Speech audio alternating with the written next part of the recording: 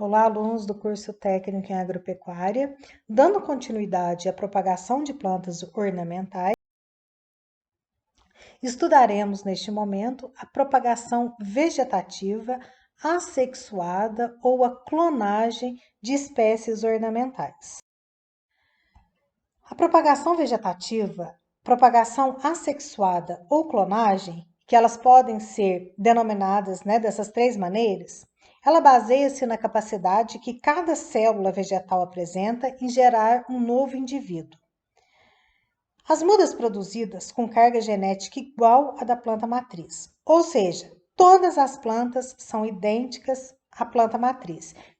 Então, se eu propago vegetativamente uma planta que apresenta colorações de flores rosas, todas as plantas vão ter a mesma coloração de flor. Ou seja, geneticamente elas são idênticas. Por isso o nome clonagem, né? Pode ocorrer de forma natural ou com interferência do homem. Então, na verdade, gente, o homem ele trabalha na agricultura há mais ou menos 5.000 anos. Então, desde então, a clonagem já é uma prática utilizada na produção vegetal. E dentre as vantagens, nós temos a rapidez na produção de mudas, a reprodução fiel da planta-mãe, a multiplicação de plantas que não favorecem por motivos de adaptação e de plantas cujas sementes são estéreis. Juvenilidade das plantas produzidas, ou seja, a produção é mais precoce. A roseira mesmo, que é uma planta ornamental propagada vegetativamente, geralmente nós compramos a muda com flor já. Né? Então, ela é muito precoce. E essa precocidade é chamada de juvenilidade. As desvantagens dela é transmissão de doenças que são vasculares, né? Como bacterioses e viroses. Ou seja, se eu tenho uma planta matriz com problemas com doenças, essas doenças vão ser transmitidas para as mudas. Necessidade de plantas matrizes e de instalações adequadas. Geralmente, essas plantas matrizes, onde nós vamos retirar o material vegetativo, elas precisam ser bem cuidadas, com manejo de pragas, doenças e adubação em total equilíbrio. Um grande volume de material a transportar e armazenar, diferente de semente, né? Então, aqui o volume de material ele é muito maior. Uma das práticas de propagação vegetativa, nós temos a estaquia, que é a propagação vegetativa mais utilizada em plantas ornamentais. Mas o que vem a ser uma estaquia? Né? A estaquia é baseada na regeneração dos tecidos e surgimento das raízes adventícias na base da estaca. As raízes adventícias são aquelas oriundas de caules de plantas adultas. Então, aqui eu tenho uma estaca lenhosa, uma estaca de raiz e aqui eu tenho uma estaca de gemas, que são os tipos de estacas que eu posso obter. Então, vamos pensar aqui, ó. A hortênsia é uma planta dicotiledônea. Toda dicotiledônea propagada por semente apresenta raiz pivotante ou principal. Porém, quando nós retiramos uma estaca, e geralmente nós retiramos uma estaca de caule lenhoso da hortênsia, porque ela é um arbusto lenhoso, né? Quando nós tiramos essa estaca, ela precisa ter aqui gemas, e essas gemas darão origem à parte aérea. No entanto, a raiz tem a capacidade de formar raízes, ou seja, as células vegetais, elas têm capacidade de se transformarem em outros órgãos.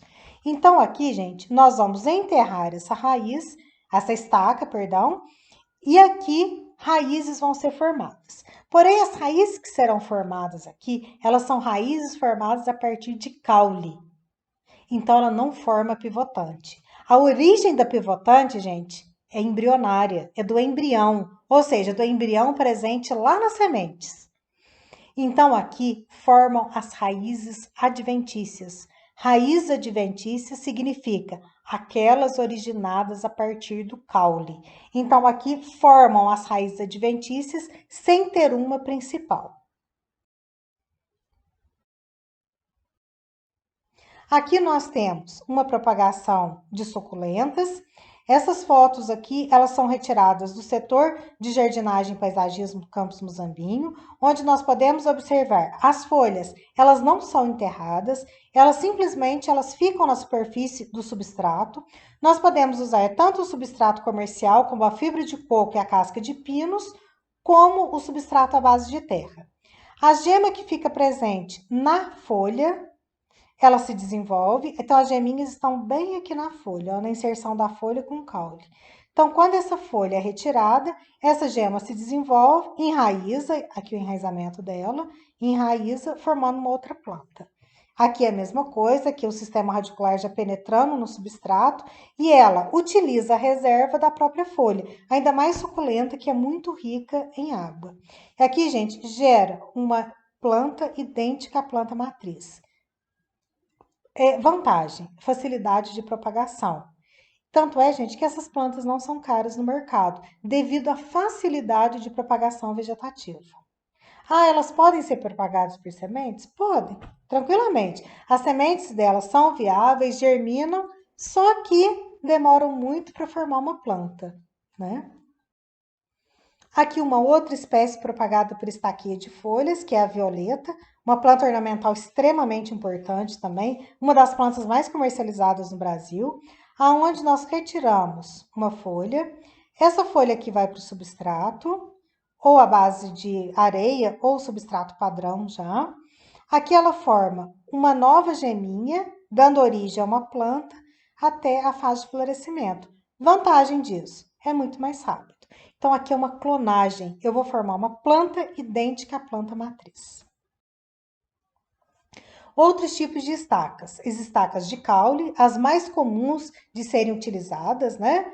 Na técnica de estaquia de caules podem ser utilizadas estacas de ramos herbáceos, que são os ramos verdes, semilenhosos, quando eles são verdes e começam a formar o lenho, e os lenhosos, né, que formam a casca, o lenho, dependendo das características da planta. Aqui nós temos a estaquia, né? Eu tô retirando aqui uma parte do caule. Eu posso deixar apenas parte das folhas para evitar a desidratação e posso colocá-las direto já no substrato para que elas possam enraizar. Então, a irrigação e manter a umidade do ar são fatores extremamente importantes para aumentar a capacidade de enraizamento da estaca. Aqui nós temos uma estaquia, né, com presença de folhas. Aqui um caule herbáceo. Aqui é uma mirtácea. E aqui nós temos a estaca enraizada. Ou seja, as raízes formaram, gente, a partir do caule que foi enterrado. Então, esse ponto aqui de divisão é o que ele foi enterrado. Então, eu tinha as gemas, aqui as gemas presentes, né?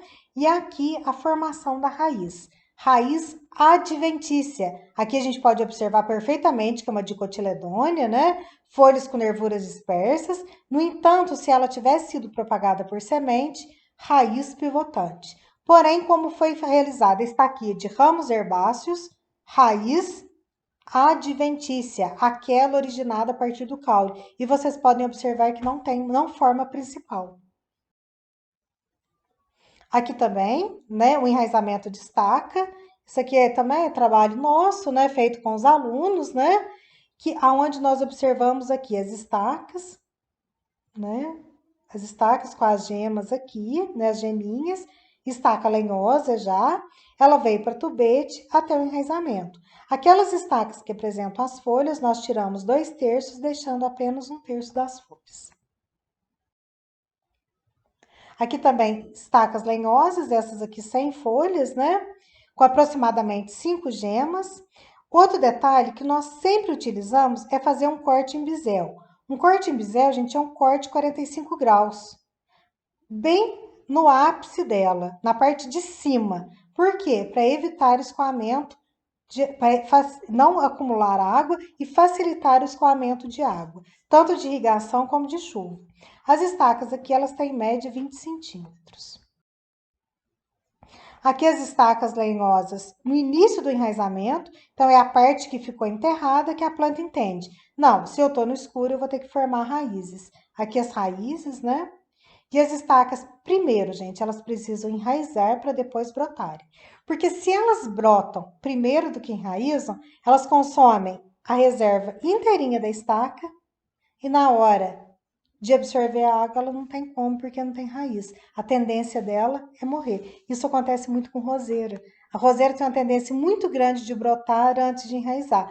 Aí a gente já descarta, porque o enraizamento, gente, ele demora em média de 30 a 60 dias, dependendo da espécie. E às vezes nós plantamos estacas de roseira, com 15 dias ela já está brotando. Geralmente ela se perde. Aqui é uma estaca lenhosa completamente enraizada já, raízes adventícias, mesmo ela sendo uma dicotiledônia, né? Aqui são estacas lenhosas que já enraizaram e já brotaram, né? Mudas por estaquias de caule, prontinhas para ir para o campo. Outro tipo de propagação não muito utilizado em ornamentais, mas são tubérculos, né? Os tubérculos, eles são caules subterrâneos, entumecidos, né? Ou seja, volumosos, ricos em substâncias de reserva, principalmente amido, que é uma reserva energética, e que possuem gomos, ou seja, gemas. Então, cada olhinho desse aqui, né, é considerado uma gema, com capacidade germinativa e que irão originar novas plantas. Um exemplo desse aqui, né, na agricultura é outras por rizomas, né, extremamente utilizado em plantas ornamentais.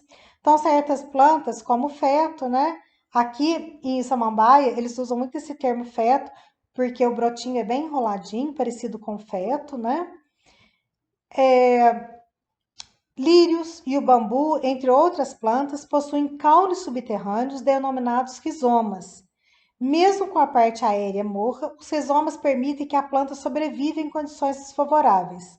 Os rizomas se alongam e originam novas plantas. E aí nós podemos destacar aqui, né, as brotações e plantá-las novamente. Aqui por estolões também, no caso um caso dele é o morango, né? Algumas plantas elas produzem caules aéreos horizontais, que são os estolhos, né, ou os estolões, que partem do caule principal e irão originar plantas filhas, que será alimentada pela planta mãe. Assim que os estolhos criam raízes e folhas, a planta mãe seca e a filha se torna independente. É o que acontece muito com o morangueiro. Raras plantas ornamentais têm essas características. Aqui é um porta-enxerto, aqui é um exemplo de limão, né? Que é uma borbulhinha em T invertido. Se faz o corte, se coloca a geminha, protege essa geminha e ele se desenvolve normalmente. Então, em algumas plantas pode ser usado o T invertido, como é o caso aqui do hibisco e da roseira. Porém, nós utilizamos muito pouco. Isso é uma prática que vocês vão estudar mais detalhadamente na fruticultura. Bom, gente, então é isso que eu queria falar com vocês. Uma boa semana, bons estudos e até a próxima semana, se Deus quiser.